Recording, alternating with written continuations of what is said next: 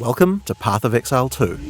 We'd like to start off by showing some of the gameplay of Act 3, one of the 6 acts in PoE 2's campaign.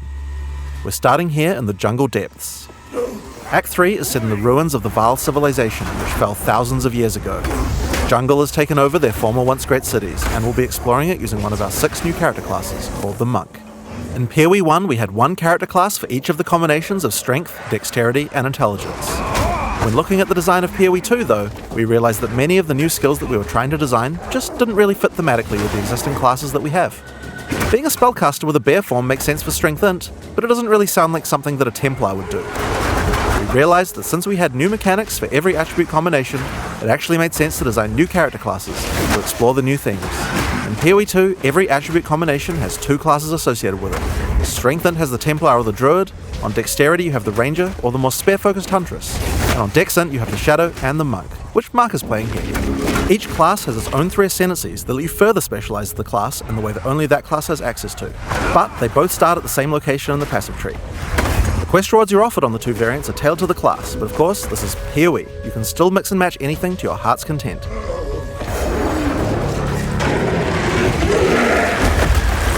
Looks like we've come across the boss for this area. In PoE 2, every area of the campaign contains a boss of at least this difficulty. That's over 100 bosses to fight as you make your way through the campaign, and they all have unique mechanics to learn.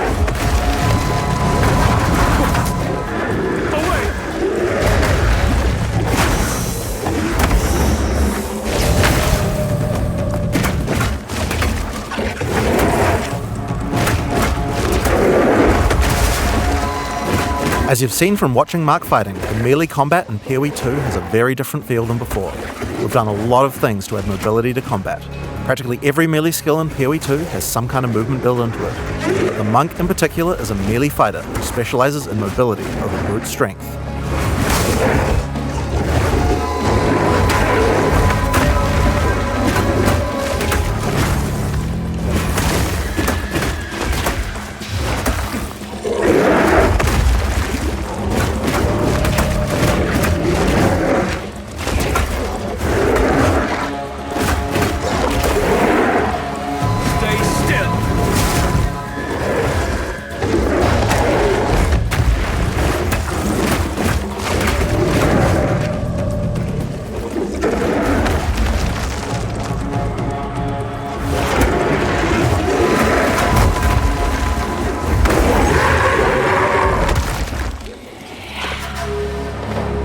So, as Mark has been playing, you might have noticed these blue markers over enemies.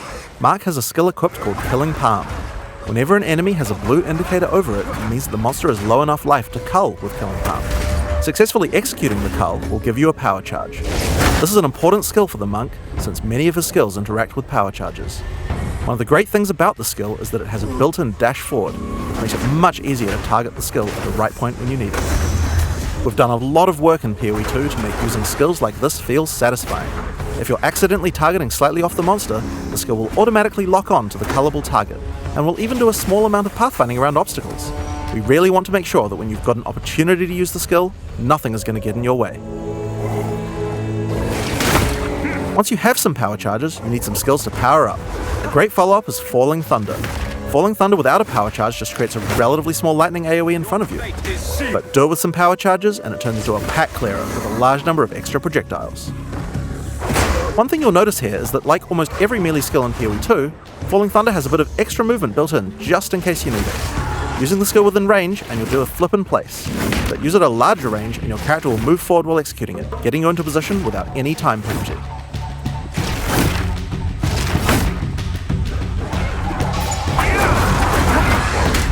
In PoE 2 you also get a short period to redirect your target. Notice how you can start the skill facing one way, then whip the mouse sideways to land the skill in a different direction? In order to get power charges, you're going to first need to get some lower life monsters into a cullable range. You've got a few options. If you want to charge right in, Whirling Assault is a good option. It doesn't do much damage per hit, but it covers a lot of ground. And notice how you can turn as you do it? Generally speaking, you never lose control of your character in PoE 2. If you make a turn at the right time, you can get a couple of extra hits in on the monsters, getting them into range of your cull. Follow up with a Killing Palm, then finish off the rest of the pack with your Falling Thunder.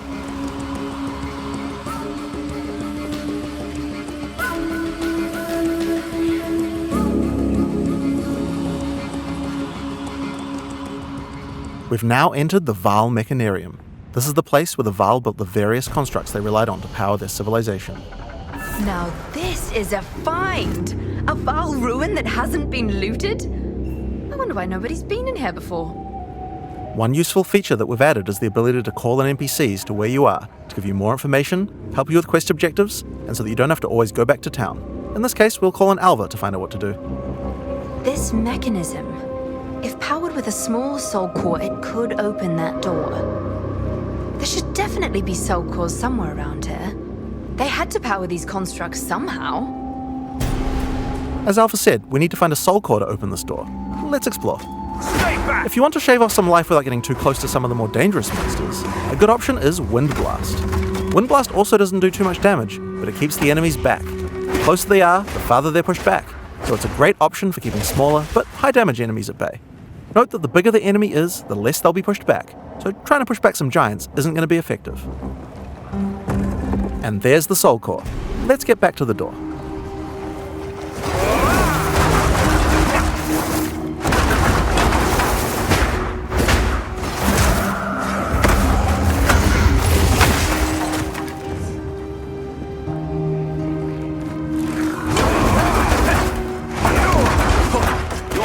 Is sealed.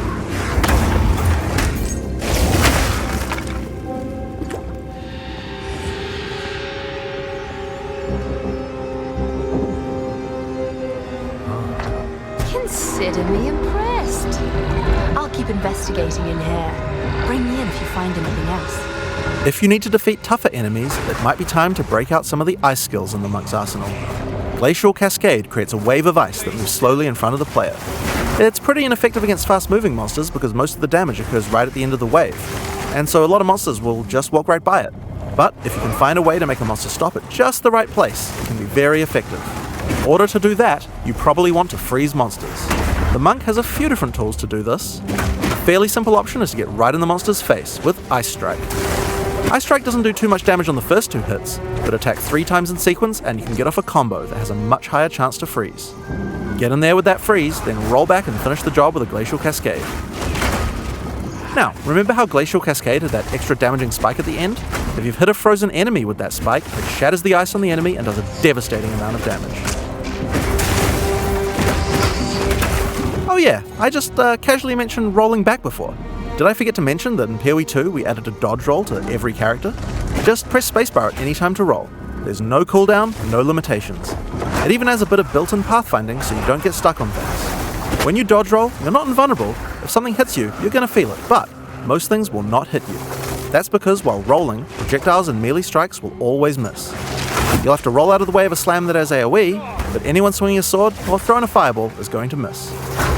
Now, another really important function of the dodge roll is that it lets you cancel out of almost any skill at any time.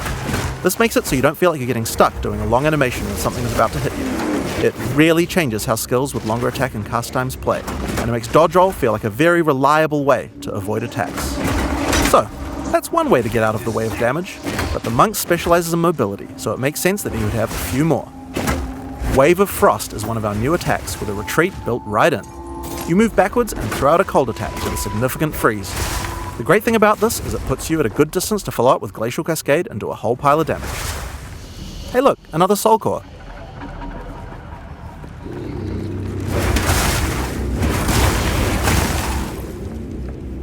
Another skill you can use to get some extra freeze is Shattering Palm. Shattering Palm is another palm strike that puts a small ice bomb on your target. Kill or deal enough damage to the target and the bomb will explode, doing some damage and a significant freeze. It's a great option against bosses where the wave of ice might not be enough to get that freeze off, but you really want to get that Glacial Cascade damage bonus. Get back!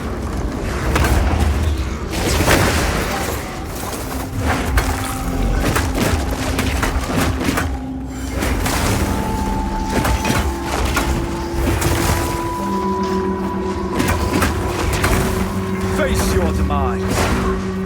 The final skill we're going to show you today is Flicker Strike. It's a monk skill now, and another skill that consumes power charges. If you've played PoE 1, you know what to expect. It's a great finisher for tough boss fights, and it looks pretty impressive too. Face your demise!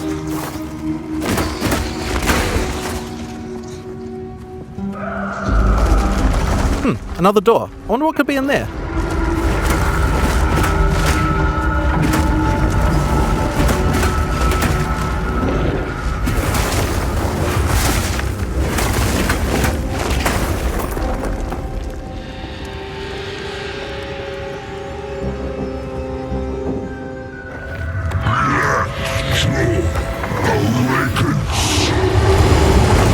In order to take down this boss, we're going to need all the tools in the monk's arsenal, especially the combo of Freeze and Glacial Cascade. If you're a PoE 1 player, you might think that you can't really rely on Freeze because there's so many bosses that are immune to it, but in PoE 2, that's changing significantly. In PoE 1, Freeze is a binary mechanic. An attack freezes the target, or it doesn't. What this basically means is that in PoE 1, we were forced to add freeze immunity to many bosses, because freeze just trivialized them. Because of that, freezing was something you only really used while pack clearing, and not something you could rely on as a core part of your build for boss fight. In PoE 2 though, all crowd control mechanics now have internal meters that allow you to build up to a freeze or stun, or whatever other CC mechanic you might be using. It's a little bit like poise from games like Elden Ring, though the meters tend to be a lot smaller than those games. When you freeze an enemy, it increases the amount of freeze you need to do another freeze, but the increased difficulty bleeds away slowly. More freeze will always let you freeze the boss more often, but this system means it will not get out of control in party play or interact badly with other CC mechanics, allowing us to let these kinds of mechanics actually work against all bosses.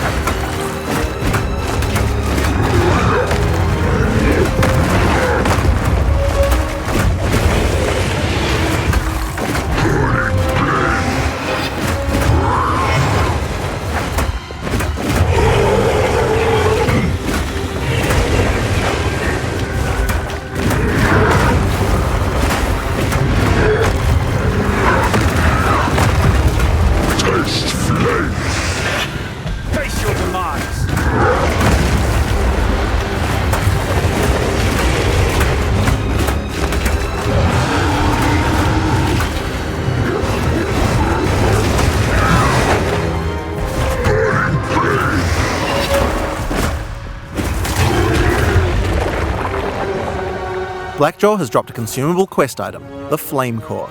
It's a permanent +10 to Spirit. In PoE 2, we really want to make sure that you feel rewarded for exploration. It wouldn't be much good if we made all these awesome optional bosses if we didn't have something great to find for killing them. One of the things you might find for killing a boss is a permanent stat bonus to your character. Your end comes.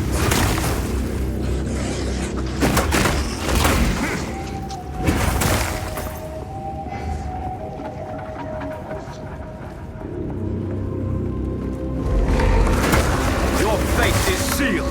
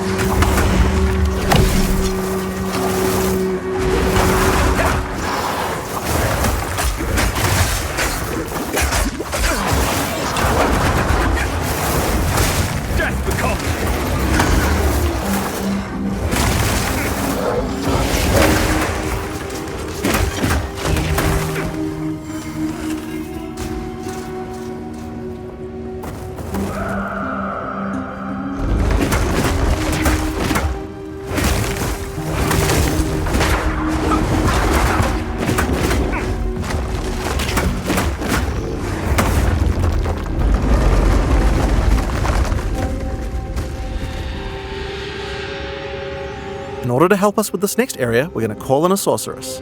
Mark's friend Octavian is going to send a friendvite, which we're going to accept, and then they can play together. The Sorceress is the new intelligence-focused character in PoE 2. While the Witch focuses more on occult magic and summoning, the Sorceress is themed around pure elemental destruction. Let's have a look at how she plays. All the vaunted technology of the Vaal, and look where it got them. Dead and buried.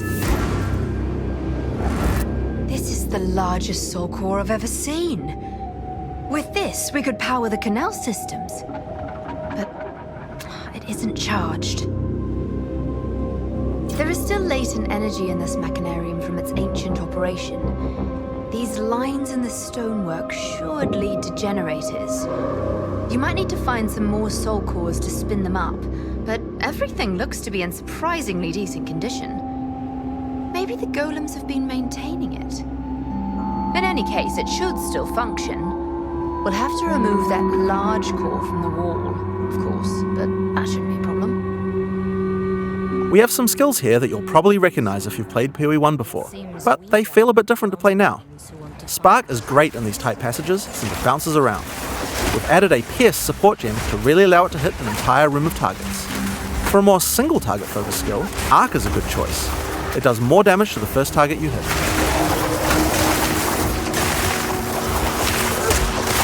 Now, if you find yourself surrounded, it might be good to use Ice Nova. It hits all enemies around you and slows them down with chill. Just be careful. Getting up close and personal isn't the ideal place for a Sorceress to be. She doesn't have the defenses of a more melee-oriented character. If you want to help with the Sorceress's weak melee defense though, you could use Arctic Armor. In PoE 2, Arctic Armor is a buff that builds up as you stand still. You can see the ice crystals forming around the character. They'll drop off if you walk. When monsters hit you, they take cold damage and build up to a freeze, so it's a great defense. Just be careful. You have to be standing still for a little while to get the full effect, so trying to stutter step isn't the best strategy. Now, Arctic Armor is an ongoing buff, but did you notice it didn't reserve any mana? How does that work? Well, we were pretty sick of the fact that in PoE 1 basically every character was playing with no mana pool, so we decided to change the way that reservation works. There's a new resource in PoE 2 called Spirit. Spirit is a dedicated resource you can use for ongoing effects like Arctic Armor, Heralds, Auras, or even Minions. Everyone starts with 100 Spirit, which is enough for most ongoing effects. But if you want more than one effect, you're going to need some more Spirit. Spirit is available on mods from items and on the passive tree. But if you're willing to give up your offhand slot, the easiest way to get it is by holding a Scepter.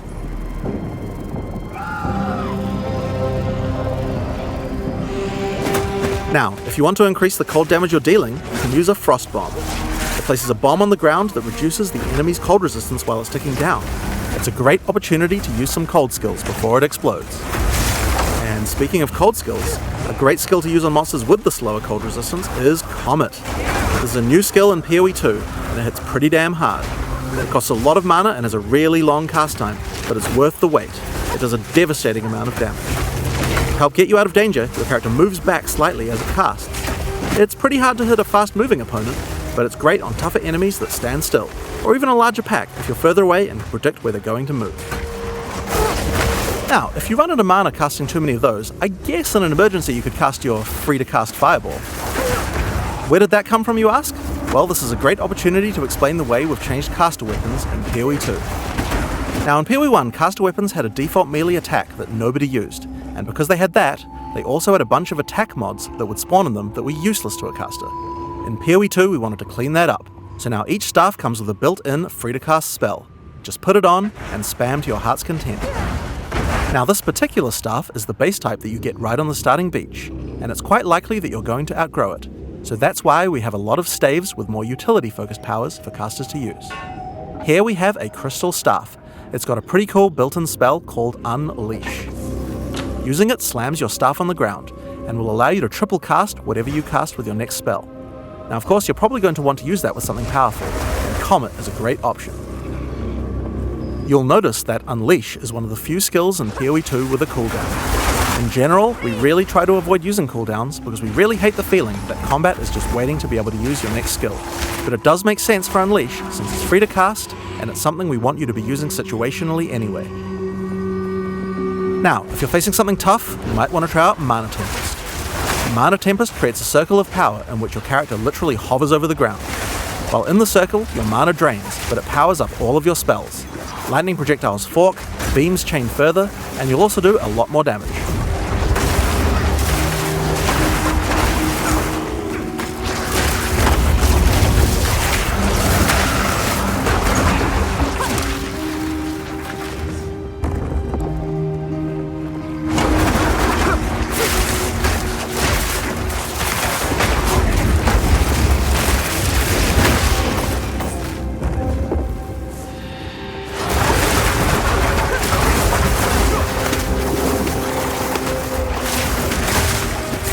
So with all of these skills, here's a great combo to try.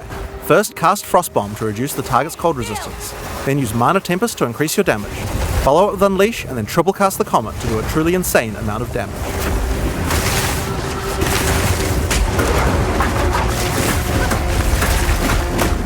I need more time.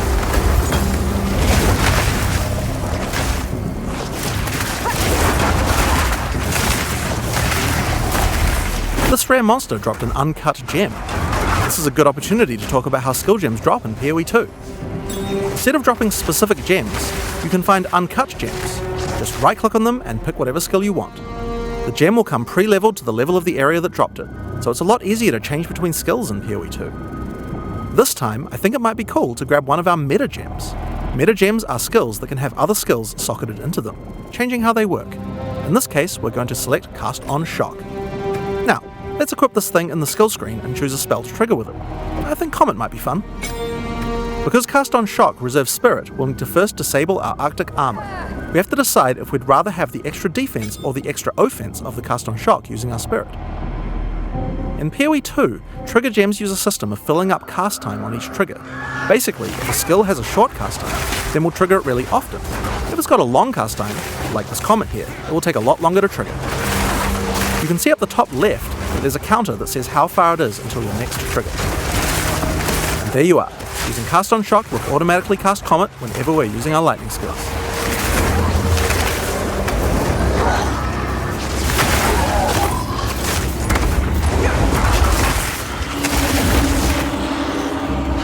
So we've found the generator. Time to power it up.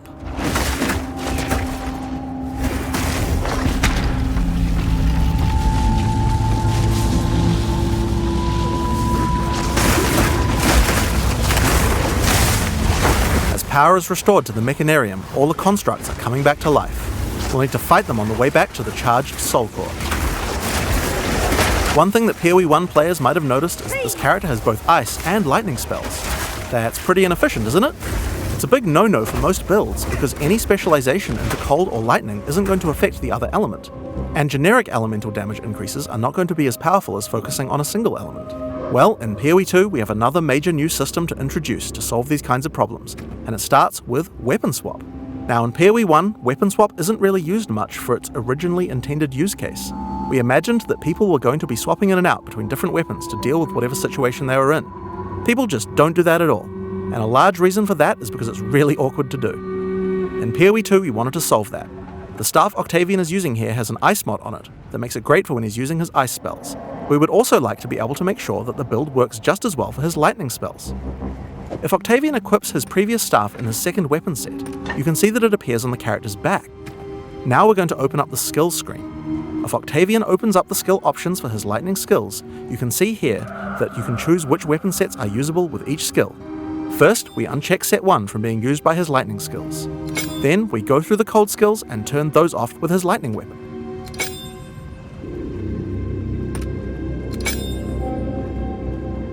Now, when we use Spark, the character will automatically switch to the lightning staff on his back, and then use the skill.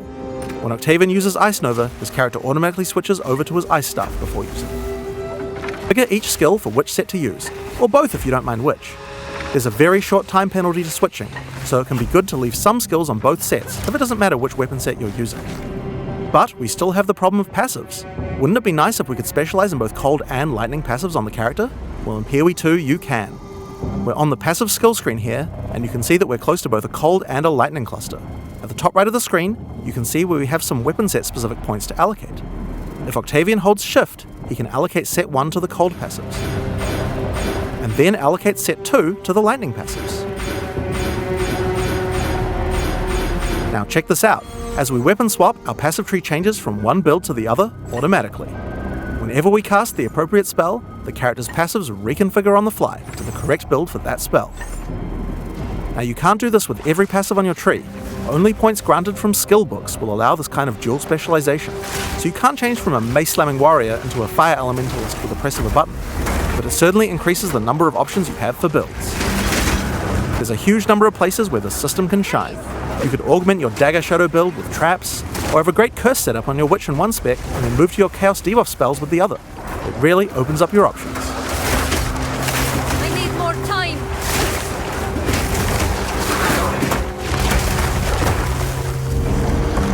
Another fun meta gem to try out is called Barrier Invocation. This works a little bit like the trigger gem I talked about before, but this one charges up as your energy shield is hit by monsters. I think we might like to put an Ice Nova in this one. The more energy shield you lose, the more charge builds up until the point where you're able to cast the skill you socketed instantly. Lose some energy shield, and then at just the right time invoke Ice Nova to cast all the stacked up versions in one cast. If you keep losing shield, you'll build up even more charge for even more casts, so it's a great defensive option in an emergency.